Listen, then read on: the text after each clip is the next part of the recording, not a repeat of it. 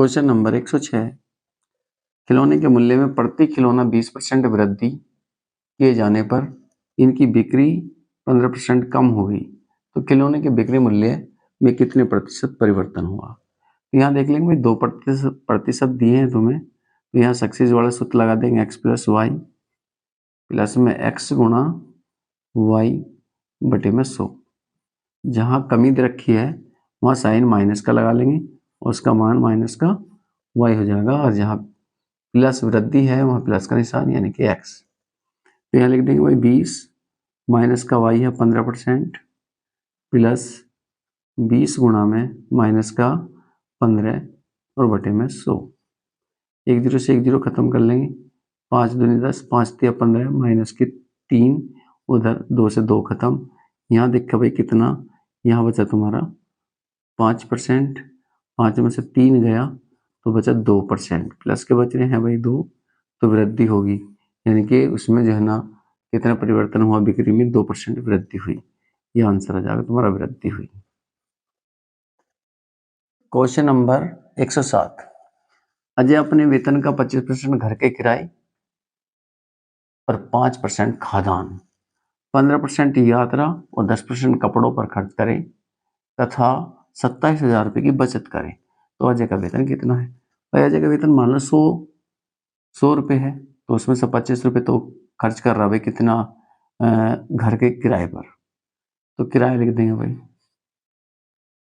किराए पे कर दिए भाई उसने 25%, खाद्यान्न पे कर दिए भाई उसने जो है 5%, यात्रा पे कर दिए 15%, और कपड़ों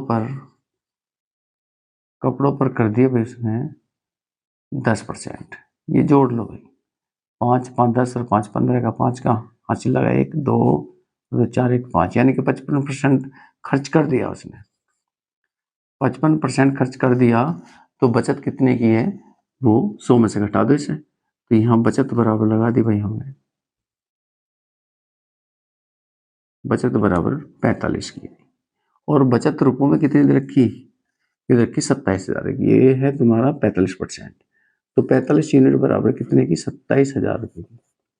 तब तुमसे पूछ रहा है कि भाई टोटल उसकी आय, मासिक आय कितनी होगी, तो यहाँ लगा देंगे भाई 100 यूनिट। 100 यूनिट बराबर किसकी, गुणा में 100 और बटे में 45। काट लेंगे भाई से, 9 30 27 यानी कि 3,000, 9 पंजे 45, 5 बार गया, उसके बाद इसे काट लेंगे 5 6 30, 2 जरिए 2 जरिए, तो ये होगा भाई तुम्हारा 60,000। ये तुम्हारा आंसर होगा। Question number 108। कौशल के मासिक वेतन का 12% नंदिनी के मासिक वेतन के 16% के समान है। सुरेश का मासिक वेतन नंदिनी के मासिक वेतन का आधा है। यदि सुरेश की वार्षिक आय 1.08 लाख है तो कौशल का मासिक वेतन कितना है। तो पहले तो देखना पड़ेगा भाई, कौशल को लगा दो भाई K, उसके बाद नंदिनी को लगा दो N। इसके बाद फिर देखो भाई इधर दूसरी कंडीशन में दिया है इसने कि भाई सुरेश एक आया, सुरेश इसमें सुरेश को जितने पैसे मिल रहे उसके मासिक इससे भाई नंदिनी से जो है आधे मिल रहे हैं, ठीक है। यानी कि सुरेश का मासिक वेतन नंदिनी के मासिक वेतन का आधा है। अगर नंदिनी को 2 रुपये मिलते तो सुरेश को मिलेंगे 1 रुपया। और यहाँ कह रहा है कि भाई कौशल के मासिक वेतन का 16%, यानी कि यहाँ अगर मैं लगा दूँ 12%, इसके नंदिनी के मासिक वेतन का 16% के बराबर है। तो इससे काट लेंगे थोड़ा, इन्हें 4 तिया 12 और 4 चौक 16। अगर बराबर का निशान हो तो इन्हें बदल देंगे भाई, ठीक है। 3 ऊपर को लिख दो, इन्हें बदल देंगे, और कौशल रेशो नंदिनी इसे लिख देंगे 4:3। यहाँ इन्हें देखना भाई, ये सही करने, यानी कि नंदिनी के नीचे नंदिनी का मान लिखो 2, यहाँ लिख दो सुरेश का मान लिख दो 1।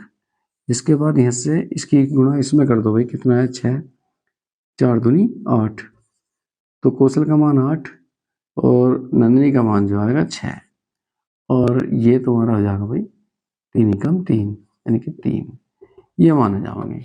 अब यहाँ जो है उसने जो यूनिट दे रखी है वो सुरेश की दे रखी है। हमारे हिसाब से सुरेश का मान कितना आया भाई? सुरेश का मान आया है मेरा जो 300 से 3, लेकिन इसमें दे रखा 1,08,000 यूनिट बराबर किसके 1 यानी कि 1,08,000 को कह रहा है, ये बन गया भाई 1,08,000। जैसे मैंने काट लिया किसका, वो कह रहा है तुमसे कौशल का, तो कौशल का जो है यूनिट 8 है, तो 8 यूनिट अगर मैं निकालूंगा इससे तो भाग लगा दूंगा भाई 8 और सॉरी 8 से गुणा कर देंगे इधर और इधर आ जाएगा बटे में 3। अब 3 आ जाएगा भाई यार, ये दे रखा तुम्हें कितना, ये दे रखा वार्षिक, हमें तो बनाना भाई मासिक। तो मासिक बनाने के लिए पहले तो इसे काट लो, यह है तुम्हारा 36 बार कटा, 36 बार कटा भाई ये 0 0 और गुणा में 8, यानी कि 36,000 गुणा में 8 बटे में कर दो 12 करेंगे तो जो है ये भाई मासिक हो जाएगा। ये साल भर का दे रखा था 12 महीने, तो 12 × 36, 8 की और 3,000 की मल्टीप्लाई कर दो, यानी कि 24,000 रुपये। कौशल का मासिक वेतन, जो कौशल है कौशल का मासिक वेतन हो जाएगा, मासिक वेतन बराबर 24,000 रुपये, तुम्हारा आंसर हो जाएगा।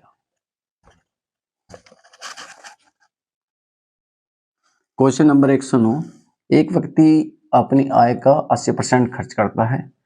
निर्वाह खर्च यानी कि निर्वाह खर्च में वृद्धि होने के बाद, निर्वाह खर्च में वृद्धि होने के कारण उसकी खर्च में 37 से 1/2% की वृद्धि हो जाती है।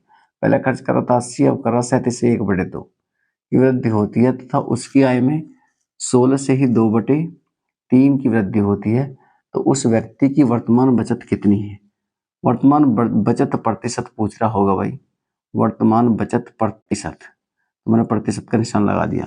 सबसे पहले आय, उसके बाद खर्च कर दिया भाई, खर्च के बाद फिर बचत लिखेंगे।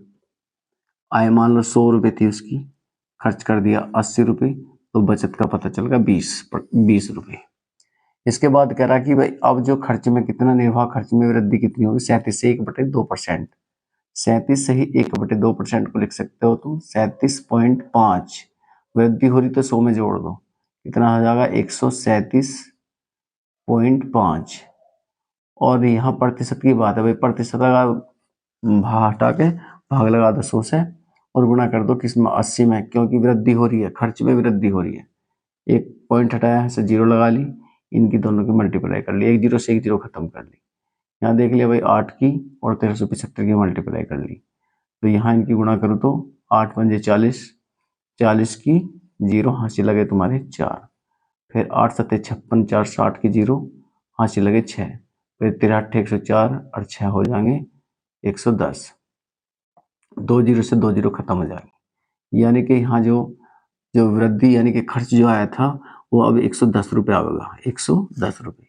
इसके बाद वो बोल रहा था कि भाई उसकी आय में वृद्धि कितनी की हो रही है? 16 से ही 2/3% की, तो इसे लिख देंगे 100 में जोड़ देंगे ऐसी, 16 से ही 2/3 ये हो जाएगा 116 से ही 2/3, तो यहाँ होगा भाई तुम्हारा 100 ये होगा तुम्हारा, अगर मैं इसे मल्टीप्लाई करूँ तो 16 × 48 2 50 0, उसके बाद 11 × 33 और 2 35, 350/3, 350/3, यानी कि यहाँ जो है तुम्हें अब वो पूछ रहा वृद्धि प्रतिशत कितना है, तो यहाँ देख लेंगे भाई कितने का अंतर आ रहा है यहाँ, तो मेरे हिसाब से यहाँ जो अंतर आ रहा है यहाँ घटा दो 110, 110 घटा दिया भाई, तो तुम्हें दिखाई दिया 16, 16 से ही 2/3, यानी कि यहाँ जो अब जो बचत आई है वही 16 से ही 2/3, 6 से ही 2/3, 6 बचेगा भाई, 6 से ही 2/3, इसका मतलब 36 18 2 20, 20/3।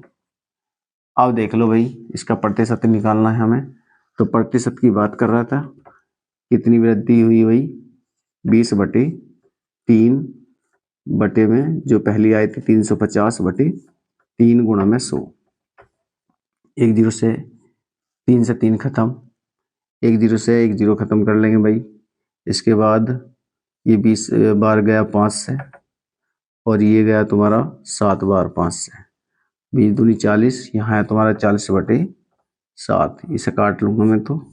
7 पंजे 35, आगे बचा 5 और बटे में 7, यानी कि 5 से ही 5/7% वृद्धि हुई। क्वेश्चन नंबर 110 कह रहा भाई राम अपनी आय मासिक आय का 20% अपनी घरेलू आवश्यकताओं और शेष आय का 15% पुस्तकों पर तथा शेष आय का 30% कपड़ों पर खर्च करता है। अब उसके पास 9520 रुपये बचते हैं, तो उसकी मासिक आय कितनी है, यानी कि स्टार्टिंग में कितनी होगा उसके पास पैसा। यहाँ देख लेंगे भाई कि मान लिया उसकी मासिक आय मैंने x रुपये मान ली, 20 रुपये खर्च कर दिए, 20% खर्च कर दिया, तो कितना बचेगा भाई 80/100। इसके बाद फिर घरेलू आवश्यकताओं पर तथा शेष का 15% खर्च कर दिया, तो अब शेष का 15% घटा दो 100 में से, कितना बचा भाई 85/100। इसके बाद शेष का 30% खर्च कर दिया, इस पर शेष आएगा 30% कपड़ों पर खर्च करता है, तो गुणा कितना बचेगा भाई 70 और बटे में 100। उसके बाद जो बचती है वे बचते हैं भाई 9520 रुपये। इसे काट लेंगे भाई, एक जीरो से ये 2 जीरो दिखाई दिए, दोनों जीरो से 100 खत्म कर दो। उसके बाद यहाँ काट लो भाई 17 के टेबल से, 17 पंजे 85, 17 से मैंने काटा भाई 17 पंजे 85। यहाँ देखा भाई 10 बचा, 17 छिक्का 102, 17 छिक्का 102, एक जीरो बच रही है। इसके बाद यहाँ से मैंने काट लिया भाई ये 7 से, 7 8 56, ठीक। इसके बाद मैंने काट लिया 8 से, 8 धाम 80। इसके बाद 5 से काटा तो 2 बार। इसके बाद भाई ये 100 और 2 की गुणा हो जाएंगी, यानी कि 2 गुणा में 100 गुणा में 100 बराबर 20,000 की, यानी कि तुम्हारा आंसर 20,000, यानी कि उसकी आय होगी 20,000।